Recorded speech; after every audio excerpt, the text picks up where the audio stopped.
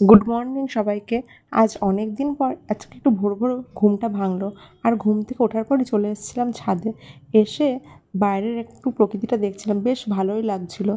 High, আমি দীপশিখা। আমার একটা নতুন ভিডিওতে তোমাদের সবাইকে ওয়েলকাম। আশা করছি তোমরা সবাই ভালো আছো, আমিও খুব ভালো আছি।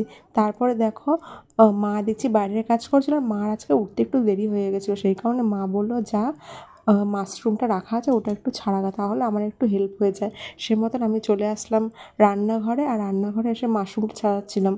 আর জানো তো, এই মাশরুম না আমার একবারে ভালো লাগে না, মানে আমার যেন কেমন একটা লাগে। যাই হোক, বাড়ির সবাই ভালোবাসে বলে সেই কারণে নিয়ে আসে। আর আজকে মাশরুমটা রান্না হবে নিরামিষ, সে মতন ছাড়িয়ে দিয়েছিলাম। আর মাকে জিজ্ঞাসা করছিলাম কিছু করতে হবে নাকি, দি মা বলল না না আমি করে নিচ্ছি। আর আমার সব কাজে একটু লেট হয় বলে মার তাড়াতাড়ি হয়, যেহেতু পাপা সকাল সকাল ডিউটি যায়, অনেক সকাল সকাল রান্না করতে হয়। সে মতন মাশরুম ছাড়ানোর পর মা বললো তাহলে একটু লাউগুলো কুচিয়ে দে। সে মতন লাউগুলো কুচিয়ে দিলাম। তারপরে দেখো লাউটাগুলো কুচানোও হয়ে গেলো। তারপরে আমি এগুলো সব ঝুড়িতে ভরে নিচ্ছিলাম, মানে ওই মাশরুমের বক্সটার মধ্যেই ভরে নিচ্ছিলাম।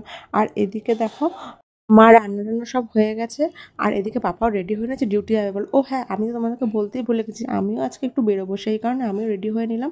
তারপরে আমি আর আমার পাপা দুজনে মিলে চলে গেলাম স্টেশনে। আজকের জন্য এটুকুই, টাটা। দেখা হচ্ছে নেক্সট কোনো ভিডিওতে, বাই।